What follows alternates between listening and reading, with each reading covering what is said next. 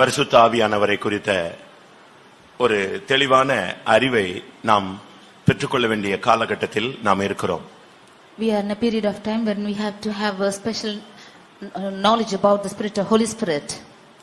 புதிய ஏற்பாட்டு காலத்தினுடைய முத்திரையே இல்லாவிட்டால் அச்சாரமே பரிசுத்த ஆவியானவர் தான். The seal of the New Testament period is the Holy Spirit.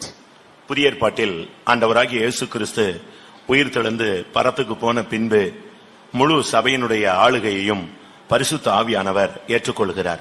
After Jesus Christ was dead and was taken up to heaven, the Holy Spirit took full control of the church. அப்படினால் சபை முழுவதும் ஆவியானவருடைய கட்டுப்பாட்டில் இயங்கக்கூடியதாய் அமைகிறது. Therefore the whole church is being under the control of the Holy Spirit. அப்படினால் தான் ஆண்டவராகிய இயேசு கிறிஸ்து பரத்துக்கு ஏறி போகும் பொழுது பிதாவின் வாக்குத்தத்தம் நிறைவேறும் வரை நீங்கள் எருசலேமில் காத்திருங்கள் என்று அவர் சொல்லிவிட்டு போனார். Therefore when Jesus Christ ascended up to heaven, he said, until the promise be fulfilled, ye tarry in Jerusalem. அவர்கள் ஏற்கனவே அழைக்கப்பட்டவர்கள். They were already called. ஏற்கனவே அவர்கள் தெரிந்து கொள்ளப்பட்டவர்கள். They were already chosen. ஏற்கனவே இயேசுவை தொட்டு பார்த்தவர்கள். And they had also felt Jesus already. இயேசுவோடு பேசினவர்கள். They had spoken with Jesus. இயேசுவோடு உண்டார்கள், உறங்கினார்கள். They ate and slept with Jesus. அவரோடு கூட நடந்தார்கள். And they walked with him. ஆனாலும் அவர்களை விட்டு அவர் போகும் பொழுது சொல்லுகிறார், பரிசுத்த ஆவி பெறும் வரை காத்திருங்கள், பரிசுத்த ஆவி பெறாமல் நீங்கள் புறப்பட்டு செல்ல வேண்டாம் என்று ஒரு கட்டளையாக அதை கொடுக்கிறார். Still when he departed from them, he gave them a command saying, you tarry till you receive the Holy Ghost, do not leave this place until you receive it. புதிய ஏற்பாட்டு சபையினுடைய விசுவாசியானாலும் ஒரு ஊழியனானாலும் அவனுக்கு பரிசுத்த ஆவி இல்லாமல் அவன் விசுவாசியும் கிடையாது, அவன் ஊழியனும் கிடையாது. Whether it be a believer or a servant of God in the New Testament period, without the Holy Ghost he cannot be a believer or a servant of God. நீங்கள் விசுவாசிகள் ஆன பொழுது பரிசுத்த ஆவியை பெற்றீர்களா என்று அப்போஸ்தலர் 19 அதிகாரம் 2 வசனத்தில் ஒரு கேள்வியை Pavul எழுப்புகிறார். St. Paul is asking a question in Acts of the Apostles 19 chapter verse 2, that when he have received the Holy Ghost since he believed. அப்படினா என்ன அர்த்தம்? What is the meaning of this? விசுவாசிகள் ஆன பொழுது ஒரு மனிதன் நிச்சயமாய் பரிசுத்த ஆவியை பெற்றுக் கொண்டிருக்க வேண்டும். அப்படியானால் தான் விசுவாச வாழ்வு நிலைகொள்ள ஆரம்பிக்கும். When one becomes a believer, he should have received the Holy Ghost, only then his life of faith will be stand by. பழைய ஏற்பாட்டிலும் கர்த்தருடைய ஆவி என்ற பெயரில், புதிய ஏற்பாட்டில் பரிசுத்த ஆவி என்ற பெயரில் தேவ ஆவியானவர் செயல்படுகிறார். In the Old Testament he has been moving as God's Spirit, and in the New Testament as the Holy Ghost. அவர் ஏதோ ஒரு ஆவி என்று நாம் எடுத்துவிடக் கூடாது. We should not consider this as some other spirit. அவர் ஒரு ஆள் தத்துவம் உடையவர். He is having a personality. அவரை நாம் காண முடியாது, தேவன் ஆவியாக இருக்கிறார். We cannot see him because God is spirit. ஆனால் உணரலாம், அனுபவிக்கலாம், பெற்றுக்கொள்ளலாம், களி கூறலாம், இப்படி பல அனுபவங்களை அவர் மூலமாய் நாம் பெற்றுக்கொள்ள இயலும். But we can feel him, enjoy him and receive him. Like this we can see many aspects. ஆதியாகமம் 1 அதிகாரம் 2 வசனத்திலிருந்து இவருடைய ஊழியம் தொடங்குகிறது. His ministry is beginning from Genesis chapter 1 verse 2 itself. அதற்கு முன்பாக அவர் திருத்துவ தேவனாக இருந்தாலும் இந்த அசைவாடுதல் மூலமாக ஒரு கிரியையை அவர் இந்த பூமியிலே தொடங்குகிறார். Before that, even though he was a God of triune God, he began his works in this earth even before that. ஒழுங்கின்மையும் வெறுமையுமான அந்த நேரத்தில் ஆவியானுடைய அசைவாடுதல் ஒரு பெரிய மாற்றத்தை உண்டு பண்ணினது.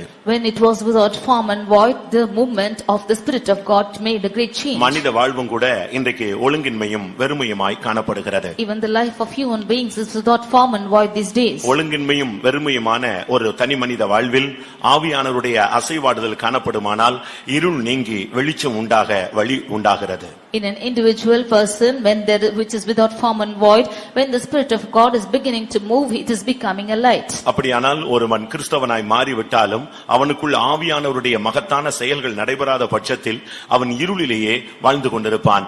பரிசுத்த ஆவி வரும் பொழுது அவனுக்குள் ஒரு வெளிச்சம் உண்டாகிறது. If so, when a personal man of God, when he is becoming a Christian, although he becomes a Christian, his life is in darkness, because the Spirit of God, when it begins to move upon him, his life is enlightened. ஏன் பரிசுத்த ஆவி தேவை?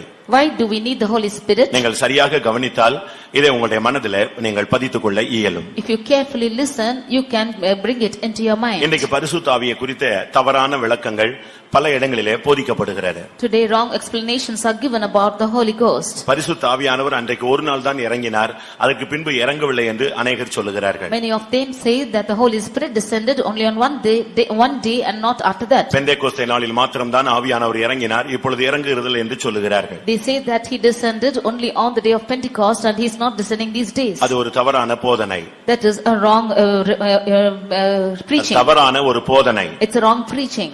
இன்னொரு விதத்திலே பார்க்கும் பொழுது If you see in another angle, பரிசுத்த ஆவியானவர் இறங்குவார், ஆனால் இப்படி கத்த வேண்டியதில்லை, சத்தம் போட வேண்டியதில்லை, அந்நிய பாஷை பேச வேண்டியதில்லை, பரிசுத்த ஆவியின் வரத்தை பெற்றால் போதும் என்கிற இன்னொரு போதனையும் கிறிஸ்தவ உலகில் நிலவுகிறது. There is another teaching in the Christian world saying that the Holy Ghost will descend, but you need not shout like this and you need not scream like this. அதற்கும் சில வசனங்களை அவர்கள் எடுத்துக் கொள்கிறார்கள். Even for that they take evidences of verses. நீங்கள் பரிசுத்த ஆவியின் வரத்தை பெறுவீர்கள் என்று அப்போஸ்தலர் 2 அதிகாரம் 38 வசனத்தில் சொல்லப்பட்டதை அவர்கள் பிடித்துக் கொள்கிறார்கள். Acts 2nd chapter verse 38, it is said that he shall receive the gift of the Holy Ghost. They hold on to this verse. பரிசுத்த ஆவி உண்டு என்று விசுவாசிக்க வேண்டும், பரிசுத்த ஆவியின் அனுபவத்தை புரிந்து கொள்ள வேண்டும், அதை நாம் கேட்க வேண்டும், அப்பொழுது நாம் அதை பெற்றுக் கொள்கிறோம். You should believe that there is a Holy Spirit and also receive it only and believe in it, and then you will receive it. கர்த்தருடைய பரிசுத்த நாமத்துக்கு மகிமை உண்டாவதாக. Glory be to the holy name of the Lord. மனித வாழ்வில்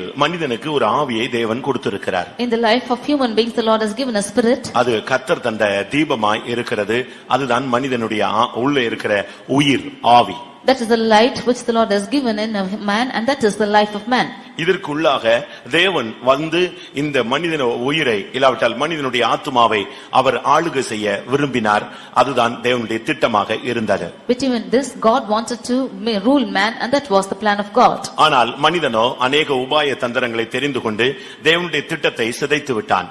But man chose many of his own things and he destroyed the plan of God. இப்பொழுது அவனுக்குள்ளே அவனுடைய வாழ்வில் அவனுடைய ஊழியங்களில் அவனுடைய ஒவ்வொரு பகுதிகளிலும் பலவிதமான அந்நிய ஆவிகளுடைய தாக்குதலை நாம் காண்கிறோம். But now we see that he has been attacked by many alien spirits in his life. ஒவ்வொரு குடும்பமும் பலவிதமான வல்லமைகளினால் தாக்கப்படுகிறது. Every family has been attacked by some spirit. ஒவ்வொரு சமுதாயமும் பலவிதமான ஆவிகளால் தாக்கப்படுகிறது. Every society has been attacked by spirits. ஒவ்வொரு தேசமும் பலவிதமான ஆவிகளில் ஆட்கொள்ளப்படுகிறது. Every nation is being controlled by some spirit. வேத வசனத்தின்படி பார்க்கும் பொழுது ஒவ்வொரு தேசத்தையும் ஒவ்வொரு கிராமத்தையும் ஒவ்வொரு ஊர்களையும் ஒவ்வொரு ஆவிகள் கட்டுப்படுத்துகிறதாக நாம் வேத வசனத்தில் விளங்கிக் கொள்ள இயலும். On the basis of the word of God we see that every village, every town and city has been controlled by some spirit. இந்த ஆவிகளுடைய தாக்குதல் தேசங்களில் பெருகும் பொழுது யுத்தங்கள் பெருகுகிறது. When the attack of these spirits are increasing in the land, there is wars. இந்த ஆவிகளுடைய தாக்குதல் சமுதாயங்களுக்குள்ளே வரும் பொழுது இன கலவரங்கள் உண்டாகிறது. When these attack of spirits is found in societies, the people are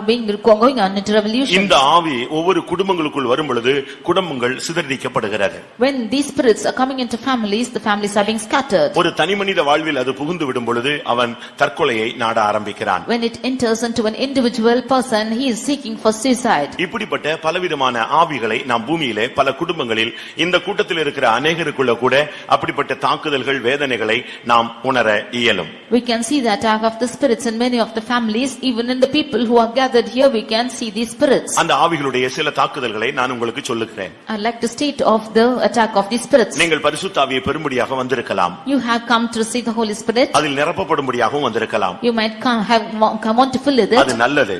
It's good. ஆனால் ஏற்கனவே ஒரு ஆவி உனக்குள் இருக்கிறதே, அது வெளியே போக வேண்டியது அவசியம் அல்லவா? But the spirit which is in you already should go out of you. அதையும் வைத்துக்கொண்டு இதையும் வைத்துக்கொண்டிருந்தால் அது சரியல்ல. Keeping that and this also it's not right. இந்த வல்லமையை நீங்கள் துரத்த வேண்டும், இந்த வல்லமையை நீங்கள் அழிக்க வேண்டும். அப்படிப்பட்ட ஒரு தெய்வீக சக்தியை இந்த கூட்டங்களில் நீங்கள் பெற்றுக்கொள்ளவும் வேண்டும். You should chase the spirit and destroy the spirit. In order to destroy it, you should receive a divine power. நியாயாதிபதிகள் 9 அதிகாரத்தை நாம் பார்க்கும் பொழுது When we read in Judges chapter 9, அங்கே ஒரு ஆவியை குறித்து வேதம் சொல்லுகிறது. we read of a spirit here. 9 அதிகாரம் 23 வசனத்திலே பொல்லாப்பை உண்டு பண்ணும் ஒரு ஆவி. 9:23 we see an evil spirit which is working. அந்த பெரிய மனுஷர்களுக்கும் அங்கே இருக்கிற மற்றவர்களுக்கும் கூட அது ஒரு டிவிஷனை உண்டாக்கி விடுகிறது. It was moving whatever there is division among those people. பிரிவினையை உண்டாக்குவது. It is creating divisions. இது வல்லரசுகளை கூட ஆளுகை செய்கிறதை நாம் பார்க்கலாம். It is even controlling every great nation. British அரசாங்கம் இந்த உலகத்திலே பல தேசங்களை ஆளுகை செய்ததை நீங்கள் பார்க்கலாம். You would have seen that the British government have been ruling the whole of the world. அவருடைய கான்செப்ட் என்ன? What were this concept? Divide and rule. Divide and rule. அதாவது பிரித்து ஆளும் சூழ்ச்சி. That is, you will have to divide and then rule. அவங்க ஆளுகை செய்வாங்க, ஆனா பிரித்து விட்டுட்டு போயிடுவாங்க. They will rule, but they will divide and go. அதனால தான் இந்தியாவுக்கு சுதந்திரம் கொடுக்கும் பொழுது அவங்க பாகிஸ்தான் என்கிற ஒரு நாட்டை அவர்கள் பிரித்து விட்டு அவர்கள் சென்றார்கள். ஏனென்றால் அவங்களுடைய கான்செப்டே பிரித்து ஆளுகிற ஒரு சூழ்ச்சி. That is why when they wanted to give freedom to India, they wanted to divide, and that is why they divided Pakistan. இதுதான் இன்றைக்கு குடும்பங்களுக்குள்ளே, சபைகளுக்குள்ளே, ஜனங்களுக்குள்ளே, சமுதாயங்களுக்குள்ளே மிகப்பெரிய ஒரு சக்தியாக போராடுகிறது. இது நியாயாதிபதி 9:23 இனம் காணப்பட்டது. This is what has been prevailing in every individual person, in families and cities and states and so on. This is what we being spotted out in Judges 8:23. கருத்து வேறுபாடுகளை உண்டு பண்ணுதல். This is causing a division of mind. கருத்து miss அண்டர்ஸ்டாண்டிங்கை உண்டு பண்ணுவது. It is causing misunderstandings.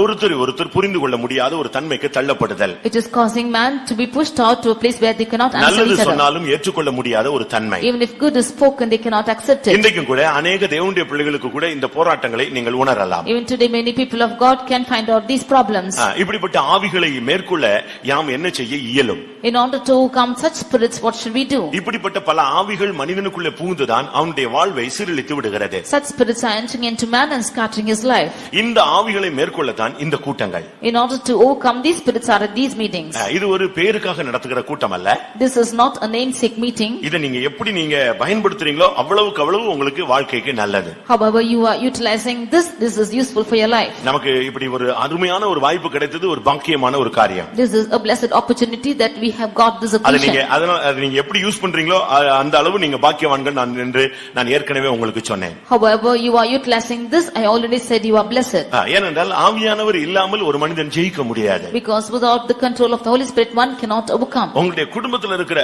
இந்த ஆவி இந்த வருஷத்துல இந்த கூட்டத்தோடு உங்க குடும்பத்தில் இருக்கிற எல்லா ப்ராப்ளத்துக்கும் ஒரு முடிவு உண்டாயிடும். The spirit which is prevailing in your family, with the close of this meeting these spirits should come to a close. இந்த 4 நாட்கள் கூட்டம் முடிந்து மறுபடியும் இந்த ஆவிகளுடைய போராட்டங்கள் இல்லாவிட்டால் பிரச்சனைகள் உன் வாழ்வில் தொடருமானால் இந்த 4 நாள் கூட்டத்தை நீ சரியான விதத்துல உபயோகப்படுத்தவில்லை, அனுபவிக்கவில்லை என்று அர்த்தம். After the conclusion of these 4 days meetings, if still the spirits are prevailing in your families, then you have not best utilized these days. அது ஊழியக்காரங்களோ விசுவாசிகளோ, may it be servants of God or believers, இல்ல புதிய ஆத்துமாக்களோ, or it be newcomers, யாராக இருந்தாலும் இந்த 4 நாள் கூட்டத்தை நீங்க சரியா பயன்படுத்தினீங்கன்னா அதுக்கு பிறகு இந்த ஆவிகளுடைய தாக்குதல் இராது.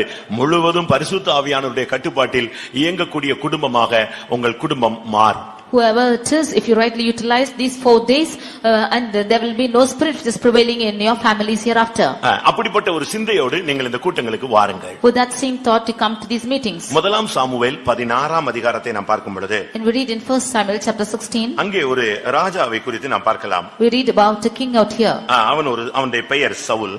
His name was Saul. அவன் ஓரளவு அபிஷேகம் பெற்ற ஒரு மனிதன். He was an anointed man of God. ஆனால் அவனுக்குள்ளே ஒரு இன்னொரு ஆவியினுடைய தாக்குதல் வந்தது. But he had an attack of another spirit within him. அது வந்த பின்பு அவனுடைய வாழ்வே கலங்கி போய்விட்டது, அவனுடைய ஆட்சியே ஆடி போய்விட்டது. When that spirit entered into him, his whole life was coming into confusion.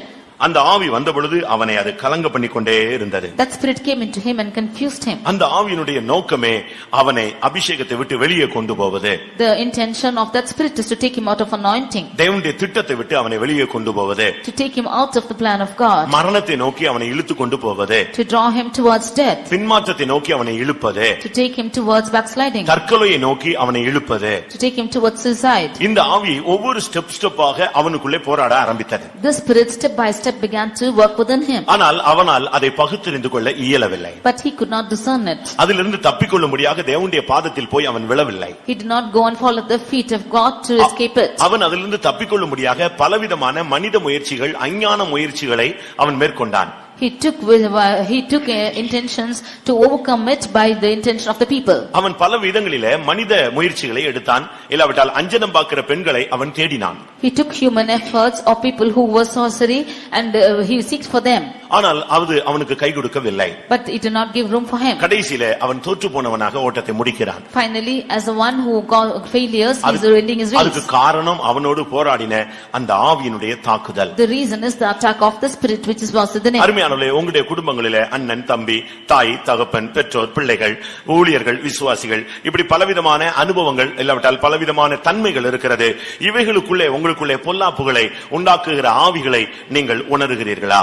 Dear beloved, you have many people like brothers, sisters and father, mother and the co-workers and so on, but in between this are you experiencing the attack of these spirits? இதை எப்படி மேற்கொள்வது? How can you overcome this? அதற்கு ஒரு சாதாரண அபிஷேகம் போதாது. For that an ordinary anointing is not இந்த sufficient. 4 நாள் கூட்டத்தினுடைய நோக்கமே ஒரு அளவில்லாத ஜீவனை பெற்றுக்கொள்ளும்படியாக. Intention of these 4 meetings, 4 days meetings is that you should receive a measureless anointing. ஒரு நிறைவான ஒரு சக்தியை நாம் பெற்றுக்கொள்ள வேண்டும். The fullness of anointing you should receive. இங்கே சவுலை குறித்து பார்க்கும் பொழுது அவனுடைய நிலவரம் மிகவும் பரிதாபமாக மாறிவிட்டது. When you consider Saul, his life was desperate. அவனுடைய நிலவரம் மிகவும் மோசமாக மாறினது. His state went to a desperate situation.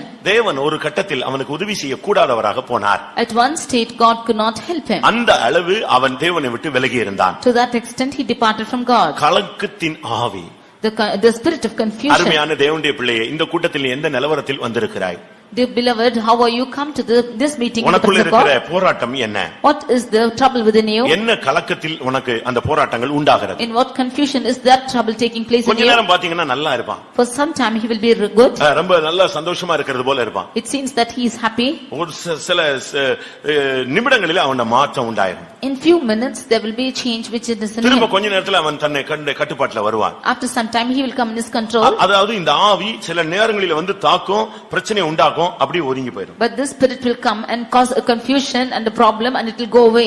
ஏசாயா 19 அதிகாரம் Isaiah chapter 19 14 வசனத்தை பார்க்கும் பொழுது verse 14. அங்கே தாறுமாறுகளின் ஆவி என்கிற ஒரு ஆவியை சொல்லி இருக்கிறது. We see a spirit which is called as perverse spirit. அந்த ஸ்பிரிட்டுடைய பெயர் தாறுமாறுகளுடைய ஆவி. The spirit which is perverse. 19 அதிகாரம் 14 வசனத்தில் இது சொல்லி இருக்கிறது. Chapter 19 verse 14. இது ஒரு மனிதனுடைய வாழ்க்கையில வந்துருச்சுனா அவன் வந்து இலக்கு இல்லாமல் பயணப்படுவான். When this comes into a man of God, he goes without his goal.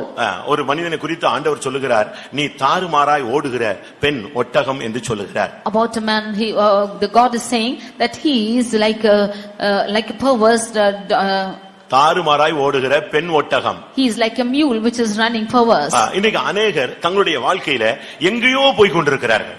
Some of them are going somewhere in their lives. எங்க போறோம்னு அவங்களுக்கு தெரியல. They don't know where they're going ahead to. என்ன செய்யறோம்னு தெரியல. They don't know what they're doing. என்ன பேசுறோம்னு தெரியல. They don't know what they speak. யார்கிட்ட பேசுறோம்னு தெரியல. They don't know whom they are speaking to. அவங்க வந்து தாறுமாறா போயிட்டே இருக்காங்க. They are going perversely. தேவனுடைய சத்தத்தை செவி கொடுக்க முடியல. They are not able to hearken to the word of ஆண்டவருடைய God. வார்த்தைக்கு கீழ்ப்படிய முடியல. They are not able to listen, obey to the word of God. ஏனென்றால் இந்த ஆவி இவங்களை கட்டுப்பாட்டுக்குள்ள கொண்டு வந்து விட்டார். Because this spirit has brought them under their control. நீங்க பைத்தியக்காரங்களை பார்த்திருப்பீங்க. You would have seen mad people. பாவம், அவங்க எல்லாம் ரொம்ப ஒண்ணும் அறியாதவங்க. They do not know anything ஆனா at all. அவங்களுக்குள்ள இருக்கிற ஆவிதான் அவங்களை இப்படிலாம் கொண்டு போய் தேசத்தை விட்டு, ஊர்களை விட்டு, நாடுகளை விட்டு எங்கெல்லாமோ காடு மலை இருடுகளில் அலைய வைக்கிறது. But the spirit within them is taking them out of their families and making them to roam about in forests and jungles, and the spirit is making them to roam. அருமையானவர்களே, இந்த ஆவிகளை நாம் மேற்கொள்ளத்தான் என்னென்ன ஆவியின் தாக்குதல் இருக்குன்னு உனக்கு முதல்ல தெரியணும். That is why you should understand as to what are the spirits which are அப்பொழுதுதான் existing. இதை நீ ஓவர்கம் பண்றதுக்கு பரிசுத்த ஆவி தான் முடியும்ங்கறதை நீங்க நாம் புரிந்து கொள்ள இயலும். Only then you can understand that it's the Holy Spirit alone which can overcome this. நான் ஒரு 10-12 ஸ்பிரிட்ட சொல்றேன். இதுல என்னென்ன தாக்குதல் உங்களுக்கு இருக்குன்னு நீங்க ஃபர்ஸ்ட் அனலைஸ் பண்ணுங்க. I firstly tell you the spirits which are in man and you rectify as to what is there in you. இந்த முதல் கூட்டத்திலேயே அந்த 12-15 ஆவியை அழிச்சிருங்க. You destroy all the 15-16 spirits with the first meeting அப்ப அடுத்த itself. கூட்டத்துல உங்களுக்கு வருகிறத நீங்க கேட்ச் பண்ணிட்டே இருக்கலாம். தேவனிடத்துல இருந்து வர்றத நீங்க பெற்றுக்கொண்டே வரலாம். Then you can hold on to what God is sending to you from the next meeting. இத நீங்க கிளியர் பண்ணாத பட்சத்துல நீங்க அபிஷேகத்துல நிரம்பினது போல இருக்கும். 2 in 1 தான் வர்க் பண்ணிட்டே இருப்பீங்க. If you would not clear this aspect, then you will get filled in the spirit, but you will work in 2 aspects. அப்படினா என்ன? What is the meaning of கொஞ்ச நேரம் that? ஆவியில் நிறைஞ்ச மாதிரி இருக்கும். கூட்டம் முடிஞ்சு போன உடனே சண்டை போட்ட மாதிரி இருக்கும். For some time you will get filled in the spirit, and after the close of the meeting you will go and fight. ஒரு குழப்பமான ஒரு வாழ்க்கையை வாழ்க்கையை நீங்க வாழ்ந்துகிட்டே இருப்பீங்க. You will lead a life of confusion. இங்க இருக்கும்போது ஒரு பெரிய செயிண்ட் மாதிரி இருக்கும், வீட்டுக்கு போன உடனே பைத்தியக்கார மாதிரி இருக்கும். You will seem to be a saint out here, but at home you will be a mad person. நம்ம இங்க இருந்து ஆவியில் நிரம்புறதுக்கு வீட்ல போய் நம்ம பேசுறதுக்கு சம்பந்தமே இருக்காது. ரொம்ப வித்தியாசமா இவ்வளவு நேரம் நீங்க ஜெபிச்சிட்டு வந்தீங்களா, ஏன் இப்படி இருக்கீங்க அப்படின்னு கொஸ்டின் எழுமோ. ஏன்னா நமக்குள்ள ரெண்டு ஆவி வேலை செய்யுது. There will be no connection with you getting filled in the spirit out here. When you go back home, you will seem to be different spirit because there is two spirits which is working in you. 95% கிறிஸ்தவனுக்குள்ள இப்படி தான் போராட்டம் இருக்குது. Out of 95% Christians, this struggle is there. 1 Samuel 1 Samuel 18 அதிகாரம் chapter 18 10 வசனம். verse 10. மறுநாளிலே தேவனால் விடப்பட்ட பொல்லாத ஆவி சவுலின் மேல் இறங்கிற்று. The next morning, the evil spirit from God came upon Saul. அவன் வீட்டிற்குள்ளே தீர்க்கதரிசனம் சொல்லிக் கொண்டிருந்தான். And he prophesied in the midst of his house. எப்படி இந்த வசனத்தை பாத்தீங்களா? See what verse is this? ஒரே வசனம். It's only one verse. அடுத்த வார்த்தைகளை நீங்க பாருங்க. You can see the words which is பொல்லாத ஆவி சவுலின் மேல் இறங்கிற்று. The evil spirit descended upon Saul. அடுத்த வார்த்தை சொல்லுது, அவன் வீட்டுக்குள் தீர்க்கதரிசனம் சொல்லிக் கொண்டிருந்தான். Next verse, the word it says that he prophesied in the midst of Saul. ஆவி இறங்கி கலங்கி ஈட்டி எடுத்து இன்னொருத்த மேல எரிஞ்சிட்டு, என் பிள்ளையே நான் உன்னோடு கூட இருக்கிறேன். எப்படி இருக்கும்? அது எப்படி இருக்கும்னு யோசிச்சு பாருங்க. When the evil spirit is descending upon him and he's throwing his javelin towards another person, he's prophesying that my children I am in your midst. எப்படி இருக்கும்னு பாருங்க. See how it will be? நல்ல ஆவில எரிஞ்சிட்டு வீட்ல போய் பயங்கரமா சண்டைய போட்டு கலப்பி போட்டு குழப்பிடுவான். அவனுக்கு தெரியல இந்த 2 in 1 ரெண்டு ஆவியும் வர்க் பண்ணுது, 50-50 வர்க் பண்ணுதுன்னு இவனுக்கு தெரியல. Getting filled well in the spirit, he goes home and fights, and he's not realizing that there are two spirits which is working in him 50-50. முடிவில பாத்தீங்கன்னா அந்த கலக்கற ஆவி அவனை வின் பண்ணிருச்சு. Finally, the spirit which is confusing him wins him. இதுக்கு தான் நாங்க இன்னைக்கு என்ன சொல்றோம்னா, பரிசுத்த ஆவியை கரெக்ட்டா நிறைவா பெற்றுக்கோ. இன்னைக்கே அந்த 2 in 1 இருக்க கூடாது. தேவ ஆவியானவர் ஒருவர் மாத்திரமே உனக்குள்ளே ஆளுகை செய்ய வேண்டும். That is why we request you to get filled in that spirit, and you not be spirit with two spirits, but only the Holy Spirit should control you. இல்லனா நீ தாறுமாறா போயிட்டு இருப்ப. ஒரு உன் மைண்ட்ல என்ன இருக்குன்னா பரலோகத்துக்கு போற மாதிரி இருக்கும். ஆனா இன்னொரு விதத்துல உன்னை இன்னொரு இடத்துக்கு இழுத்துக்கிட்டே போயிட்டே இருப்பான். Or you will go perverse in your life. You think that you are going to heaven, but your life is going on to something else. ஏசாயா 29ல பார்க்கும் பொழுது, and you read in Isaiah chapter 29 10 வசனத்தை பார்க்கும் பொழுது, verse 10, அங்க கனநித்திரையின் ஆவின்னு ஒரு ஆவி சொல்லி இருக்கு. we read of a spirit called the spirit of deep sleep. கிறிஸ்தவனுக்கு எதிரான முக்கியமான ஒரு ஸ்பிரிட் இதுதான். An important spirit which is working against the Christians is this. இன்னும் சொல்ல போனால், more to say, அபிஷேகம் பெற்றவனுக்கு இல்லாவிட்டால் பெற போகிறவனுக்கு பெற வேண்டியவனுக்கு விரோதமாய் போராடுற ஆவியே மெயின் ஆவியே கனநித்திரையின் ஆவிதான். To the one who is anointed or is wanting to receive the Holy Spirit, the main spirit of the deep sleep is uttering him. இந்த கனநித்திரையின் ஆவிங்கிறது நீங்க பாத்தீங்கன்னா எல்லாரும் ஆவியில நிரம்புவாங்க, இவன் தூங்குவான். This spirit of deep sleep means all will get filled in the spirit, but he will sleep. எல்லாரும் கண்ணீர் விட்டு ஜெபம் பண்ணுவாங்க, கதறுவாங்க எழுப்புதலுக்காக.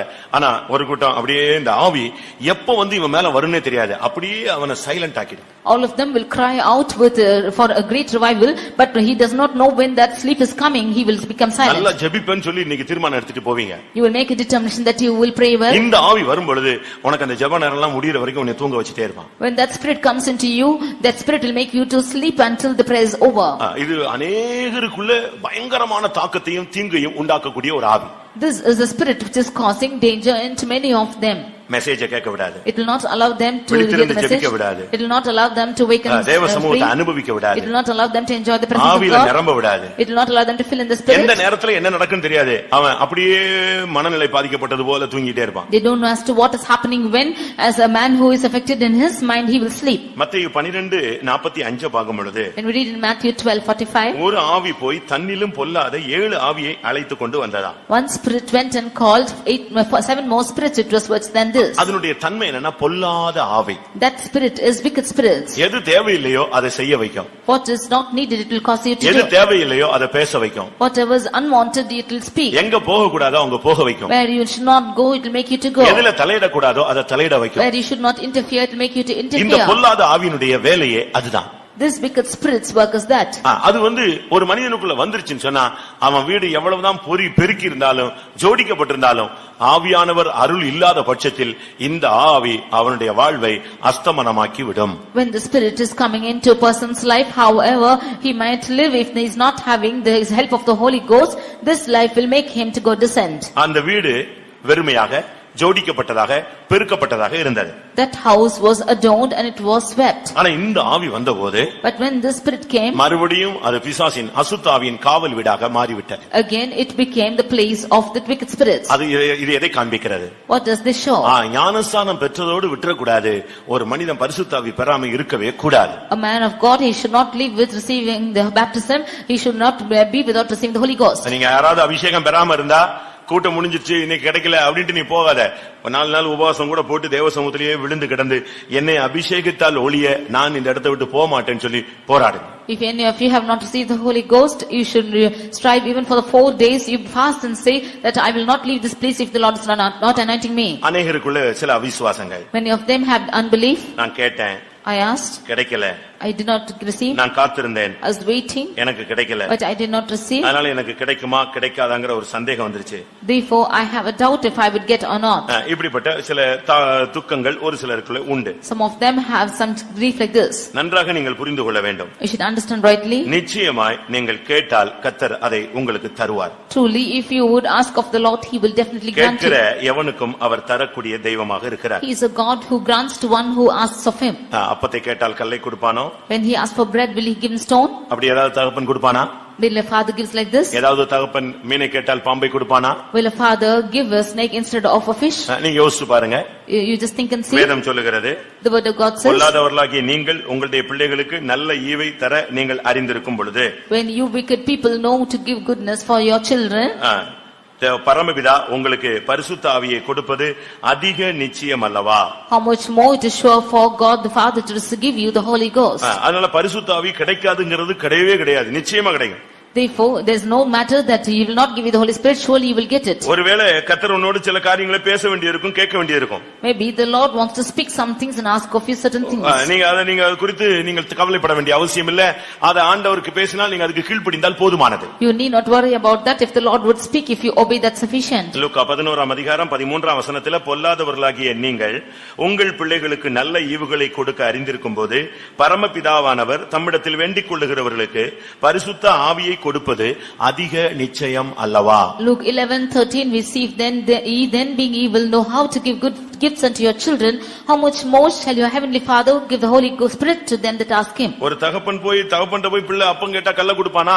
When a child goes and asks the father bread, will he give him மீனை stone? கேட்டால் பாம்பை கொடுப்பானா? When he asks for fish, will he give him serpent? முட்டையை கேட்டால் தேளை கொடுப்பானா? When he asks for egg, will he give him a scorpion? இல்லவே இல்லை. It's not so. அப்படியானால் பரமபிதா வேண்டிக் கொள்ளுகிறவர்களுக்கு பரிசுத்த ஆவியை தருவது அதிக நிச்சயம். If so, how much more the heavenly Father is able to give the Holy Spirit to them. அதனால கிடைக்காது கிடைக்கல இப்படிப்பட்ட தன்மையில அவிசுவாசத்துக்கு நீங்க இடம் கொடுக்க வேண்டாம்.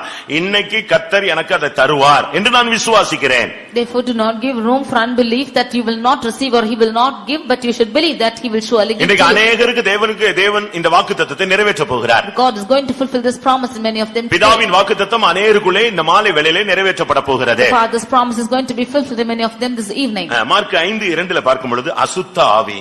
When we read in Mark 5:2, we see of an unclean spirit.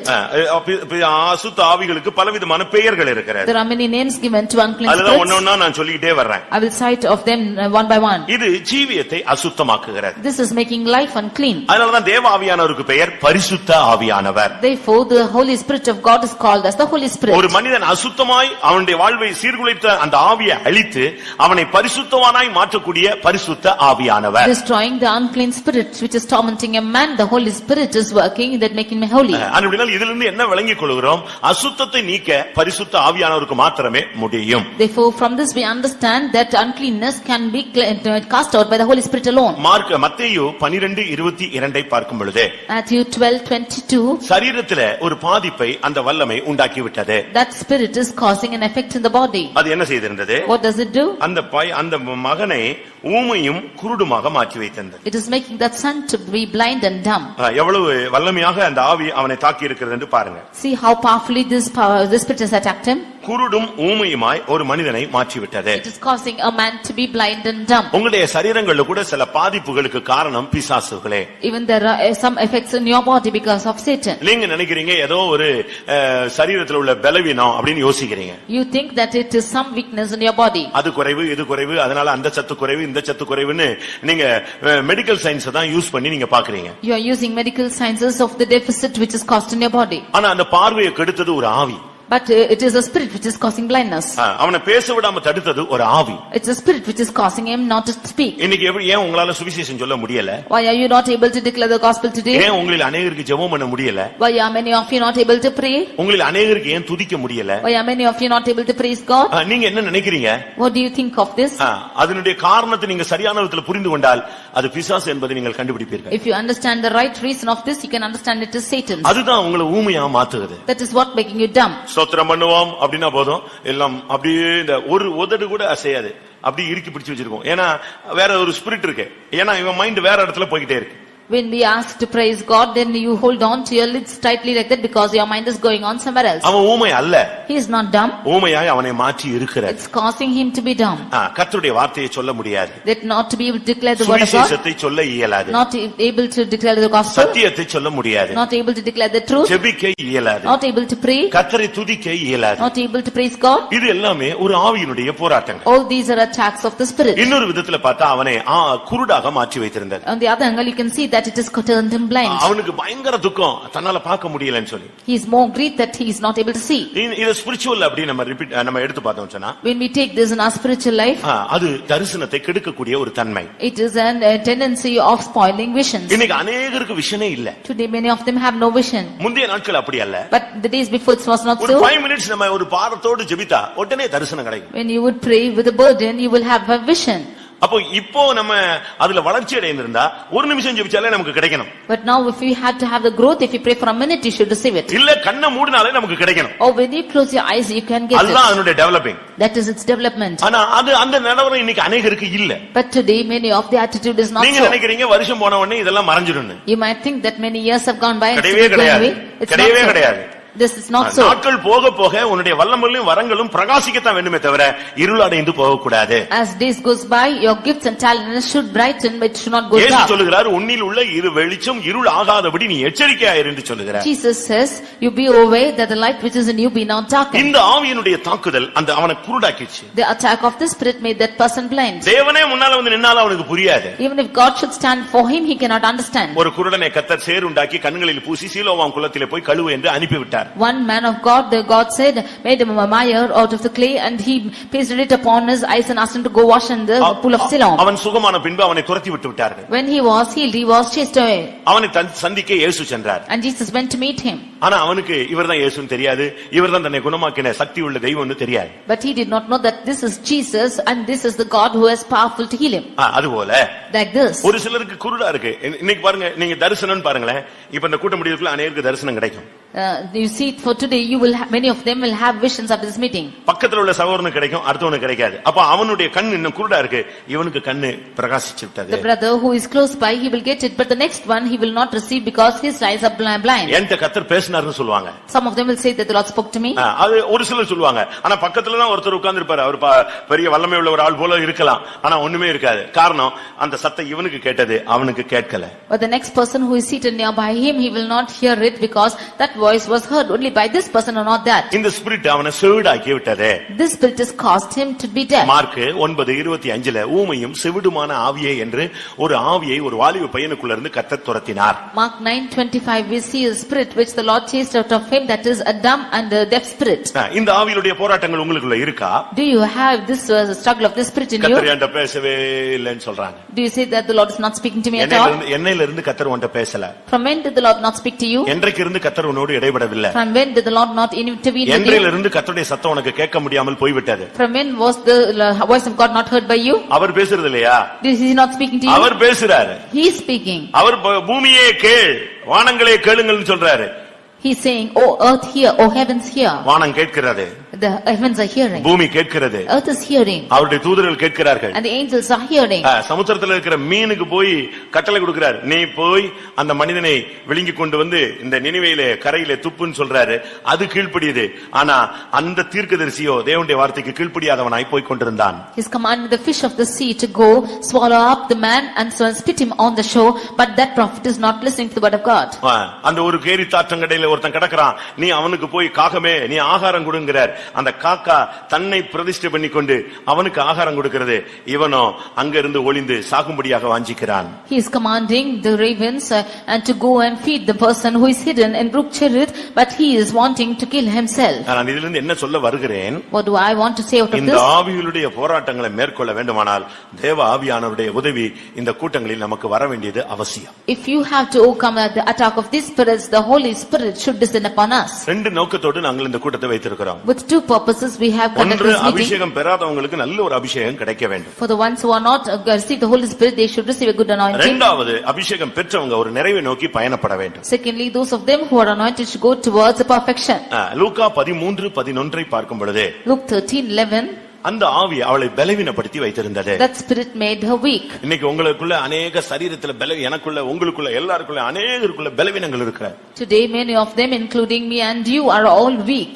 இந்த எலும்புகளுக்குள்ள நரம்புகளுக்குள்ள சதைகளுக்குள்ள கை கால் ஒவ்வொன்றுக்குள்ளும் பலவிதமான பலவீனத்தின் போராட்டங்களை நாம் அனுபவிக்கிறோம். Between the bones, the veins and the flesh and our legs and our hands, we can find many struggles within us. ஆனா வேதம் இதை சொல்லுகிறது ஒரு ஆவியின் போராட்டம். But the word of God says that is the spirit of an infirmity. இப்படிப்பட்ட ஆவிகள் நமக்குள்ள தாக்குதல் இருக்கிறதா? Dear beloved, do we have the attack of such spirits in us? நம்முடைய வயதுக்கு மிஞ்சின பலவீனங்கள். The spirit, the weakness which is ahead of our நமக்கு age. நல்ல ஆகாரம் இருக்கு, ஆனா ரொம்ப பலவீனமா இருக்கிறோம். We will have good food, but we will find ourselves weak. நமக்கு வேலைகளே இல்ல, ஆனா ரொம்ப பலவீனங்கள் இருக்கிறது. We have no work at all, but we are much இதனுடைய weaker. நோக்கங்கள், இதனுடைய காரணம் எல்லாம் நீ கர்த்தருக்காக நின்றுவிடக் கூடாது என்கிற ஒரு தாக்குதல் தான் இந்த ஆவி செய்கிறது. The reasons of this is the spirit is working that you should not stand firmly for God. இன்னைக்கு அநேகருக்குள்ள அந்தி கிறிஸ்துவின் ஆவிகள் இருக்கிறது. Today many of them are found the spirit of Antichrist. 1 யோவான் 4ஆம் அதிகாரத்தை பார்க்கும் பொழுது In 1 John chapter 4 3ஆம் வசனத்திலே verse 3, சொல்லப்பட்ட அந்தி கிறிஸ்துவின் ஆவி இதுவே என்று அங்கே சொல்லப்பட்டிருக்கிறது. we can see that the spirit which is cited is the spirit of Antichrist. இயேசுவை மனிதன் என்று சொல்லுகிற ஆவி. The spirit which is saying Jesus as man. இயேசுவை ஏற்றுக்கொள்ளாத ஆவி. One who is not accepting Jesus மாம்சத்தில் Christ. வந்த இயேசு கிறிஸ்துவை அறிக்கை பண்ணாத எந்த ஆவியும் அந்தி கிறிஸ்துவின் ஆவி. Any spirit which is not confessing Jesus who came in the flesh is the spirit of Antichrist. இயேசுவை ஒரு மனிதன் தெய்வம்னு ஏத்துக்கலனா அவன் அந்தி கிறிஸ்துவின் ஆவினாலே தாக்கப்பட்டிருக்கிறான். When a man is not accepting Jesus as God, then he is attacked by the spirit of ஒரு Antichrist. சிலருக்குள்ள வஞ்சக ஆவி இருக்கிறது. Some of them are having deceptive spirits. அவங்களுக்கு அந்த சத்திய ஆவி என்ன வஞ்சக ஆவி என்னன்னு தெரியல. They are not able to discern what is the spirit of truth and what is the spirit of deception. தேவனை அறிந்த 1 யோவான் 4ஆம் அதிகாரம் 6ஆம் வசனத்தின்படி According to 1 John chapter 4 verse 6, தேவனை அறிந்தவன் எங்களுக்கு செவி கொடுக்கிறான். he who is knowing God is hearing us. தேவனால் உண்டாயிராதவன் எங்களுக்கு செவி கொடுக்கிறது இல்லை. He who is not of God does not hear us. அப்போஸ்தல உபதேசத்துக்கு ஒரு மனிதன் அப்போஸ்தலருடைய சத்தத்துக்கு ஒருவன் செவி கொடுக்காத பட்சத்தில் அவன் வஞ்சக ஆவிக்கு இடம் கொடுக்கிறான். He who is not giving room for the apostolic doctrine or the spirit of truth, then he is giving for the spirit of error. நீங்க ஆவிகளை சோதித்து அறிய வேண்டும் என்று 1 யோவான் 4:1 பார்க்கிறோம். In 1 John 4:1 1 John 4:1, we see that you should give room to try the spirits. எந்த ஆவிகள் எல்லா ஆவிகளும் தேவனால் உண்டானவைகளா அது என்ன என்பதை நீங்கள் சோதித்து அறியுங்கள் என்று யோவான் பேசுகிறார். You should try out and see as to what the spirits are. That's what St. John says. அடுத்து பயமுள்ள ஒரு ஆவி. Nextly, fearful spirit. 2 தீமோத்தேயு 1:7 பார்க்கும் பொழுது தேவன் நமக்கு பயமுள்ள ஆவியை கொடுக்கவில்லை. உலகத்தில் இருக்கிறதா பயமுள்ள ஒரு ஆவி. 2 Timothy 1:7, we see that God has not given us the spirit of fear, for the spirit of இந்த the பயமுள்ள world. ஆவியினுடைய தாக்குதல் என்ன? What is the attack of the spirit of fear? இருளை கண்டால் பயம். When you see darkness, you are afraid. சூழ்நிலைகளை கண்டால் பயம். Looking at the situations, you are afraid. அவிசுவாசத்தை உண்டு பண்ணக்கூடிய ஆவி. The spirit which is causing unbelief. பல கேள்விகளை உண்டு பண்ணக்கூடிய ஆவி. This is the spirit which is causing many questions. தோல்வி பயம். This is the doubt. தன்னை நானே நொந்து கொள்ளுவது. It is accusing one's own self. Inferiority complex ன்னு சொல்வாங்க. This is inferiority complex. தன்னை தானே நொந்து கொண்டு தனக்கு முடியாது இயலாது இப்படியே சொல்லி ஒரு பயத்தின் ஆவி. இது மரண பயத்தின் ஆவி. One is accusing of oneself and saying that it's not possible with him. This is the spirit of death. இப்படிப்பட்ட ஆவிகளுக்கு உங்களுடைய வாழ்க்கையில போராட்டங்கள் இருக்கிறதா? இப்படிப்பட்ட ஆவிகளுடைய போராட்டங்கள் உங்கள் வாழ்வில் காணப்படுகிறதா? Is there the struggle or attack of these spirits in your life? இந்த ஆவிகளுடைய போராட்டங்களை மேற்கொள்ளத்தான் இன்றைக்கு பரிசுத்த ஆவியானவர் வேண்டும் என்று நாங்கள் சொல்லுகிறோம். In order to overcome these attack of these spirits, today we say that we need the Holy Spirit. ஒரு தேவனுடைய பிள்ளை பரிசுத்த ஆவியை சரியான விதத்தில் பெற்றுக்கொள்ள வேண்டும். A child of God should rightly receive the Holy Spirit of God. நான் அதுக்கு சில வசனங்களை சொல்லுகிறேன். அதற்கு பின்பு நாம் எல்லாரும் தேவ வல்லமைக்கு நாம் இடம் கொடுக்க போகிறோம். I'll say certain verses for it, and after that we will give room for the power of God. முதலாவது பரிசுத்த ஆவியானவர் திருத்துவத்திலே ஒரு நபர். Firstly, the Holy Spirit of God is one of the triune. தேவன் பிதா என்கிற ஒரு காலகட்டத்திலும் குமாரன் என்ற ஒரு காலகட்டத்திலும் அடுத்து பரிசுத்த ஆவியானவர் என்ற காலகட்டத்திலும் அவர் கிரியை செய்கிறார். God is working as God in a period of time and as the Son in the period of time, and another period he is working as the Holy இது Spirit. பரிசுத்த ஆவியானவருடைய ஒரு காலம். This is the period of the Holy Spirit. இவர் உண்டாக்கப்பட்டவர் அல்ல. He is not the one created. பிதாவினிடத்திலிருந்து புறப்படுகிற ஒரு தேவ ஆவியானவர். He is the Spirit of God coming out of God the Father. நான் போய் சத்திய ஆவியாகிய தேற்றரவாளனை நான் கேட்டு பெற்று உங்களுக்கு அனுப்புகிறேன் என்று இயேசு சொன்னார். Jesus said that I will go and ask of the Father for the Spirit of truth and send him to you. அபிஷேகம் பெறாமல் கிறிஸ்தவ வாழ்வில் முன்னேற முடியாது. Without receiving the anointing you cannot progress in the Christian life. ஆவியில் பிறப்பது ஆவியாக இருக்கும். That which is born of the Spirit shall be the Spirit. மாம்சத்தில் பிறப்பது மாம்சமாய் இருக்கும். That which is born of the flesh will be of the flesh. அபிஷேகம் என்பது புதிய ஏற்பாட்டுக்கு முக்கியமான ஒரு அனுபவம். Anointing is most important in the New Testament period. அதே எபேசியர் 4:30 பார்க்கும் பொழுது that when we see in Ephesians chapter 4 verse 30, அதே பரிசுத்த ஆவியின் முத்திரை என்று சொல்லப்பட்டிருக்கிறது. we see that it's the seal of the Holy Spirit. ஒரு காரியத்துக்கு ஒரு அரசு ஒரு காரியம் செய்தால் அதுக்கு ஒரு முத்திரை இடுகிறது. When the government is doing something, it is sealing it. அதுபோல நமக்கும் பரிசுத்த ஆவியானவர் பரலோகத்துக்கு செல்ல நமக்கு ஒரு முத்திரையாக கொடுக்கப்படுகிறார். Like this, the Holy Spirit, in order to go to heaven, is given as a seal to us. மீட்கப்படும் நாளுக்கென்று முத்திரையாக பெற்ற பரிசுத்த ஆவி. The Holy Spirit, which is given to us as a seal for the day of redemption. பரிசுத்த ஆவியின் அபிஷேகம் பெற்றவன் தான் முத்திரையிடப்பட்டவன். அவன் மாத்திரமே மீட்கப்பட முடியும், இல்லாவிட்டால் எடுத்துக்கொள்ளப்பட முடியும், இல்லாவிட்டால் முதலாம் உயிர்த்தெழுதலுக்கு பங்குள்ளவனாய் மாற்றப்பட முடியும். Only one who is sealed by the Holy Spirit of God, he can be redeemed or be caught up in his coming or can be partaker of the அபிஷேகம் இல்லாமல் விசுவாச வாழ்க்கையை நீங்கள் தொடங்க வேண்டாம். Without anointing you should not start with your faith life. அபிஷேகம் இல்லாமல் அவசர புத்தியிலே ஊழியம் என்று ஏதாவது ஒரு காரியத்தை நீங்கள் செய்ய வேண்டாம். Without anointing, with the spirit of ministry, do not do anything. அபிஷேகம் இல்லாத விசுவாச வாழ்க்கையும் அபிஷேகம் இல்லாத ஊழியமும் அங்கீகரிக்கப்படாதவைகள். Faith life and ministry without anointing is not acceptable. ரோமருக்கு எழுதின நிருபத்திலே நாம் பார்க்கும் பொழுது When we read in the book of Romans, தேவனுடைய ராஜ்யம் புசிப்பும் குடிப்பும் அல்ல.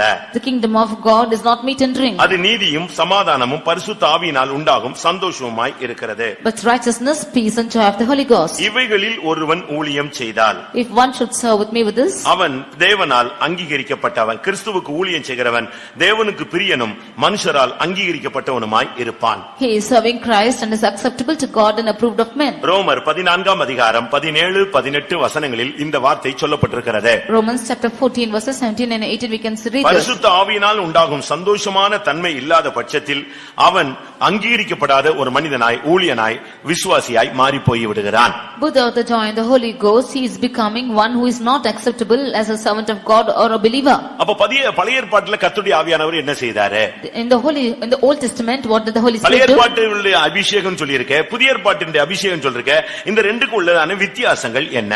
The anointing is spoken of in the Old Testament and also in the New Testament. What's the difference between these two? நான் இத ஒரு 5 நிமிஷம் பேசுறேன். I'll speak of this for 5 பழைய minutes. ஏற்பாட்டு அபிஷேகம், புதிய ஏற்பாட்டு அபிஷேகம். The Old Testament anointing and the New Testament நல்லா anointing. நீங்க கவனிச்சீங்கன்னா உங்களுக்கு அப்படியே மைண்ட் தலைக்குள்ள வந்து உட்கார்ந்துக்கும். But if you carefully listen to it, it will come into your head. தேவனுடைய வார்த்தை உன் இருதயத்திலே சிங்காசனம் போட்டு அமர்ந்து விடும். The word of God will take its throne in your heart and be seated. பழைய ஏற்பாட்டிலும் கர்த்தருடைய ஆவியானவர் கிரியை செய்தார். The Holy Spirit of God also worked in the Old ஆனால் Testament. அவருடைய செயல்பாடுகள் வித்தியாசமானவைகள். But his works were different. அதுக்கு ஒவ்வொரு நோக்கம் இருந்தது. But it has a different purpose. நான் அதை குறித்து உங்களுக்கு நாளைக்கு பேசுகிறேன். I'll speak of this later tomorrow. ஆனா பழைய ஏற்பாட்டுக்கும் புதிய ஏற்பாட்டுக்குள்ள டிஃபரண்ட்ட மட்டும் நம்ம புரிந்து கொள்ள வேண்டியது அவசியம். But we ought to understand the differences in the Old and New Testament. பழைய ஏற்பாட்டிலும் அபிஷேகம் பண்ணப்பட்டவர்கள் உண்டு. There are anointed people in the Old Testament. புதிய ஏற்பாட்டிலும் அபிஷேகம் பண்ணப்பட்டவர்கள் உண்டு. There are anointed people in the New Testament too. பழைய ஏற்பாட்டு அபிஷேகம் என்று சொல்லுவது When we consider the Old Testament anointing, முதலாவது ஒரு தைலத்தின் மூலமாக அந்த அபிஷேக தைலம் என்று பெயர்ல ஒரு மனிதனுடைய தலையில் ஊற்றப்பட்டது. firstly through the anointing oil it is being poured upon a man's head. அந்த அபிஷேக தைலம் இல்லாத பட்சத்தில் Without this anointing oil, எண்ணெயை தூக்கி கூட தலையில ஊத்தி அபிஷேகம் சொல்லிட்டாங்க. he will pour out even oil and say it's anointing.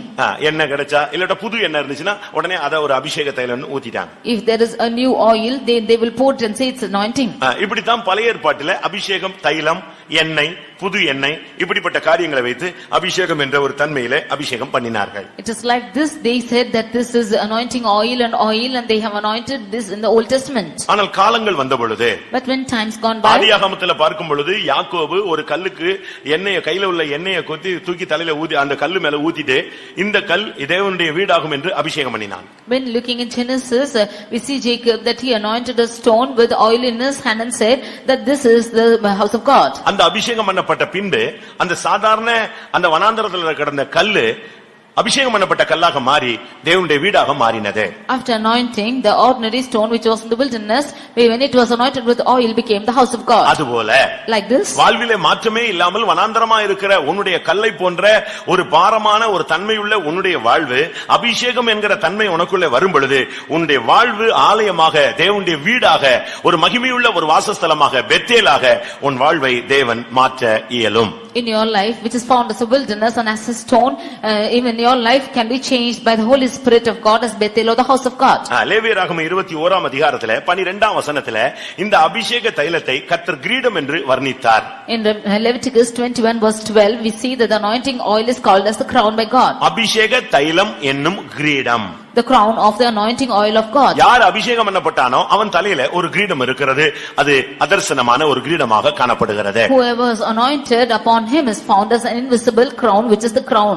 23ஆம் சங்கீதம் 5ஆம் வசனத்திலே எண்ணெயினால் நான் அபிஷேகம் பண்ணப்படுகிறேன் சொல்லுகிறார். In Psalm 23 verse 5 we see that he says that he is anointed with oil. 92ஆம் சங்கீதம் 10ஆம் வசனத்திலே புது எண்ணெயினால் அபிஷேகம் பண்ணப்படுகிறேன் சொல்லுகிறார். In Psalm 92 verse 10 we see this he is anointed with the new oil. யாத்திராகமம் 30ஆம் அதிகாரம் 22 25 வரை பார்க்கும் பொழுது அபிஷேக தைலம் செய்யும் முறையை குறித்து ஆவியானவர் அங்கே பேசினார். In Exodus 30 verses 22 to 23 we can see the methods of making this oil. அபிஷேக தைலம் 5 பொருட்களை கொண்டு உண்டு பண்ண வேண்டும் என்று கர்த்தர் அன்றைக்கு சொன்னார். The Lord said that the anointing oil should be made of 5 things. ஒன்று வெள்ளைப்போளம். First is myrrh. இரண்டாவது சுகந்த கருவாப்பட்டை. Secondly sweet cinnamon. மூன்றாவது சுகந்த வசம்பு. Thirdly sweet calamus. நான்காவது லவங்கப்பட்டை. Fourthly is cassia. ஐந்தாவது ஒலிவ எண்ணெய். And fifthly is olive oil. இந்த ஐந்தையும் மிக்ஸ் பண்ணி ஒரு மெஷர்மென்ட் கொடுத்து இதுல உருவாக்குற ஒரு தைலத்தை உண்டு பண்ண சொன்னார். He asked to measure this in specific measurements and make an anointing oil. அதை வைத்து தான் அபிஷேக தைலம் உண்டாக்கணும். சாதாரண காரியங்களுக்கு இப்படிப்பட்ட ஒரு அனுபவத்தை கொண்டு வரக்கூடாது என்றும் தேவன் கட்டளையிட்டார். It is keeping this measure that this anointing oil should be made and it should not be used in an ordinary way. முதலாவது யாத்திராகமம் 37:29 பெசலேயேல் அதை உண்டு பண்ணினான். Exodus 37:22 it was Bezalel who made it first. ஆனா இதே நேரத்துல But at the same time சிலர் மேல் கர்த்தருடைய ஆவியானவர் டைரக்டாக இறங்கினார். on some of them the Spirit of God descended on direct way. சிம்சோனுக்கு அபிஷேகம் யாரும் தலையில வந்து ஊத்தல.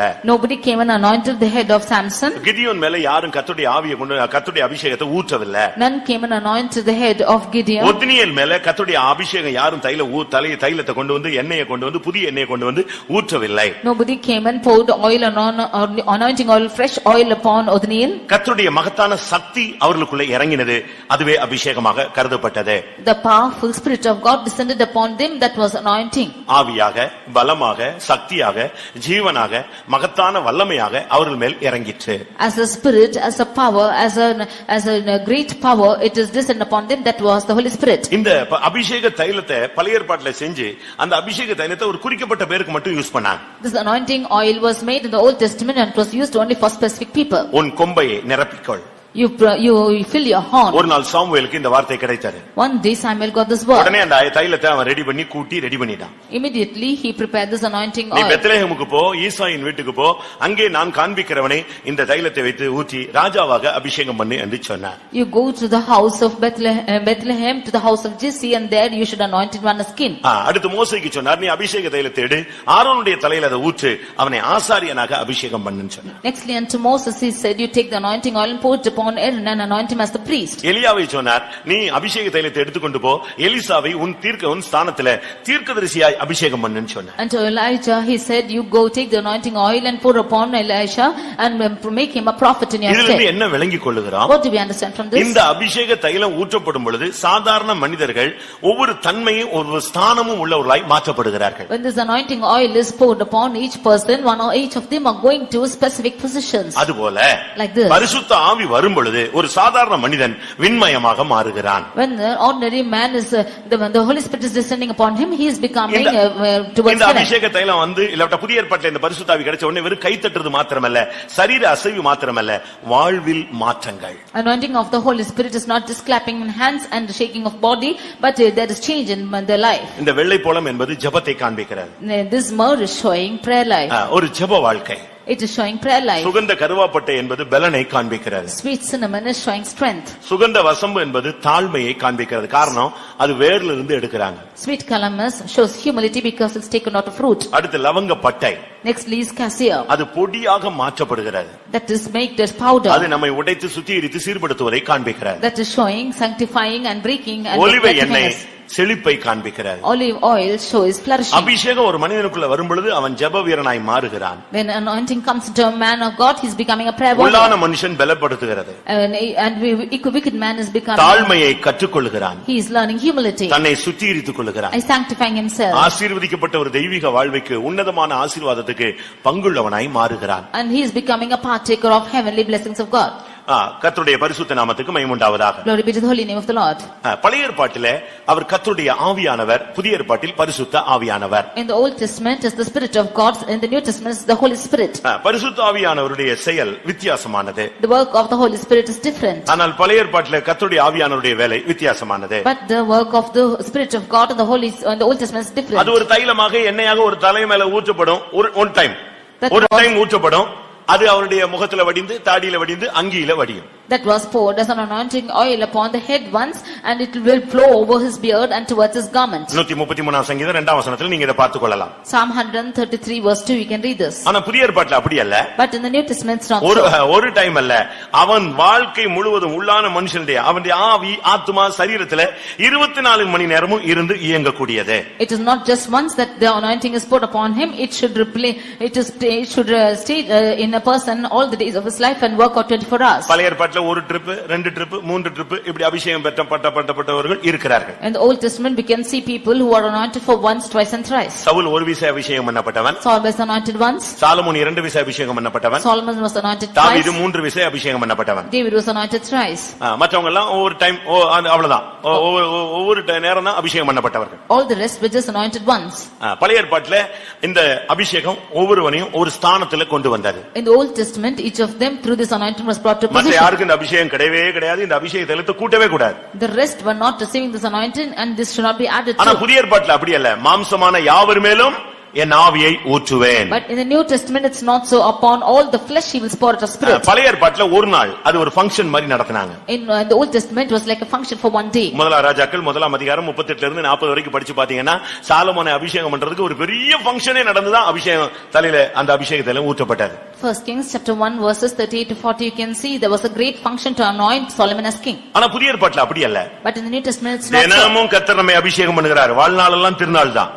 Any man has been anointed by the Holy Spirit and he is enjoying it all the days. ஒவ்வொரு நாளும் கர்த்தருடைய ஆவியிலே நாம் களிகூர்ந்து வாழ்க்கையில முன்னேறி கொண்டே போகலாம். Every day we can rejoice in the Holy Spirit and go on in the life. பழைய ஏற்பாட்டில் ஒரு நாள் கிடைத்த அபிஷேகத்தை வச்சு வாழ்நாளெல்லாம் ஓட்டணும். ஆனா புதிய ஏற்பாட்டில் அப்படி அல்ல.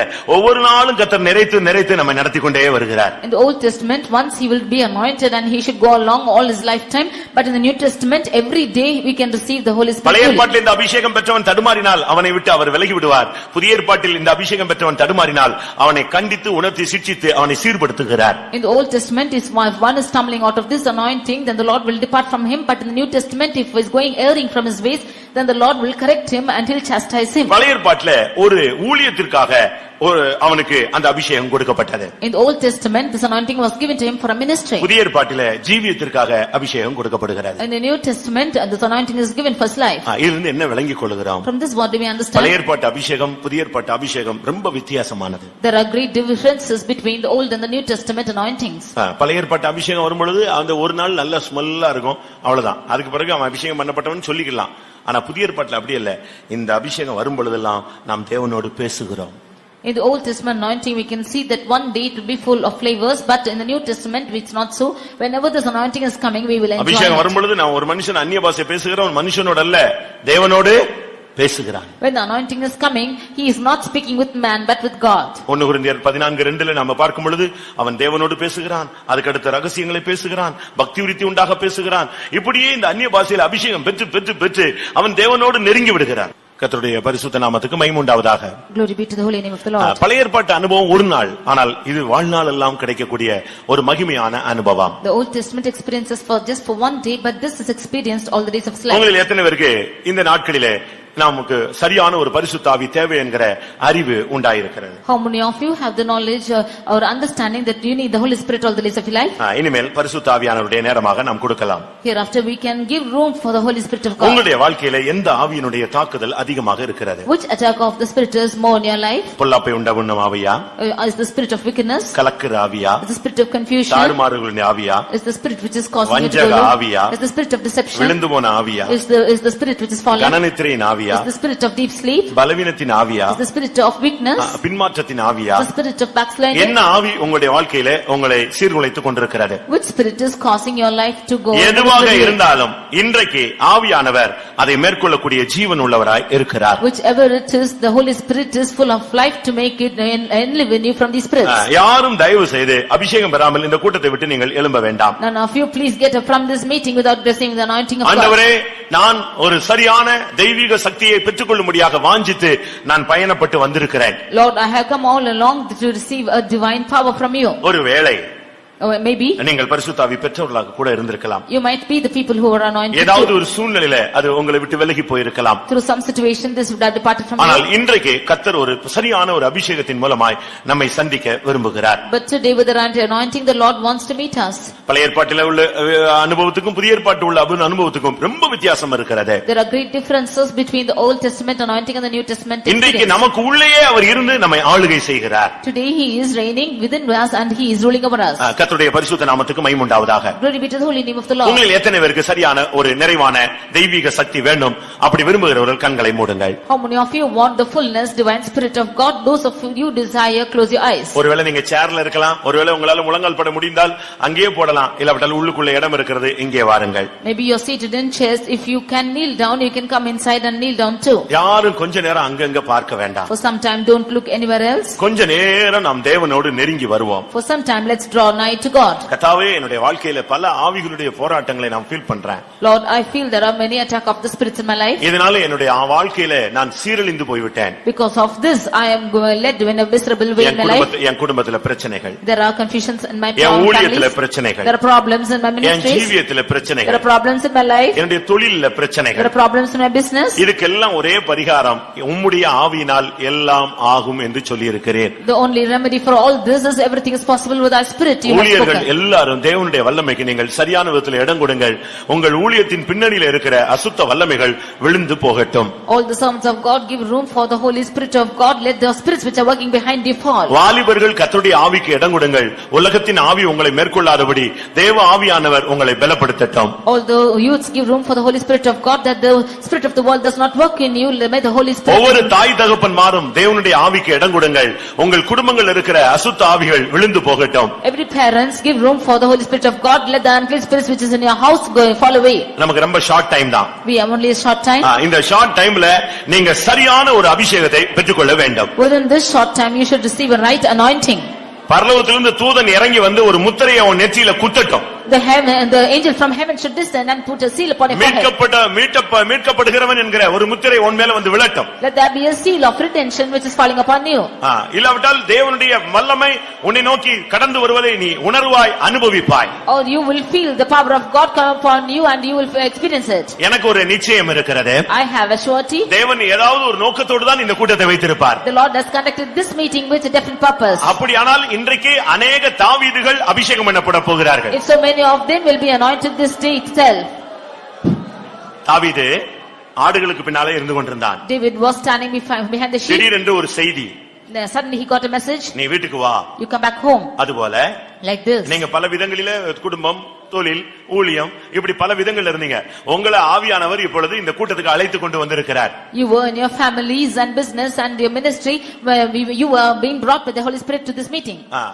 நீ ஒருவேளை கழுதையை தேடி போன ஒரு ஆளா இருக்கலாம். You might be the one going behind the ass. எந்த நிலவரத்துல இருந்தாலும் சரி. You might be in any ஆனா situation. ஒன்று நிச்சயம், நீ வர்றதுக்கு முன்னால அபிஷேக தைலத்தோடு ஒருவர் இங்கே வந்து விட்டார். One thing is sure, before you எத்தனை பேர் விசுவாசிக்கிறீங்க? oil, he's come here. என்னை அபிஷேகம் பண்ணும்படியாக அபிஷேக தைலத்தோடு நான் வருவதற்கு முன்பாகவே ஒருவர் வந்து காத்து கொண்டிருக்கிறார். To anoint me, another person is come and is waiting for me that he might anoint me with anointing oil. அந்த நிச்சயம் உள்ளவங்க முழங்கால் படியிடுங்க. All of them who have this surety kneel down. அந்த அபிஷேகம் எனக்கு வேணும்னு நீங்க போராடுங்க. You strive that you might receive the Spirit. கர்த்தாவே, அந்த வல்லமை எனக்குள் தேவை. Lord, I need that power. நீ இப்ப அங்கங்க பார்க்க வேண்டிய நேரம் அல்ல, பேச வேண்டிய நேரமும் அல்ல. தேவ ஆவியானவர் உன்னை முடிசூட்ட வேண்டிய ஒரு நேரம். This is the time when the Spirit of God should reign over you. எனக்கு பழைய அபிஷேகம் வேண்டாம். I do not want the old anointing. புதிய அபிஷேகத்தை எனக்கு தாரும். God, give me a new anointing. துவக்க காலத்துல இருந்த அபிஷேகத்தை எனக்கு திரும்ப தாங்க. Give me the anointing which I had in the days before. எனக்கு ஒரு அக்கினி அபிஷேகத்தை எனக்கு தாங்க. Give me a fiery anointing. கொஞ்ச நேரம் உங்களுக்கு நேரம் கொடுக்கப்படும். நீங்கள் தேவனுடைய வல்லமையினால் முடிசூட்டப்படுங்கள். You will be given some time. You will be adorned with the power of God.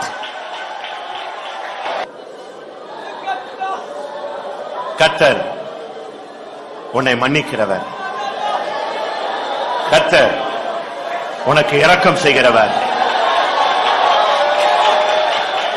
கர்த்தர் உன்மேல் நீடிய பொறுமையா இருக்கிறவர். அவர் ஆமென். அவர் உன்னை ஒரு நிமிஷம், அவர் உன்னை தள்ளிவிட மாட்டார். அவர் உன்னை கைவிட மாட்டார்.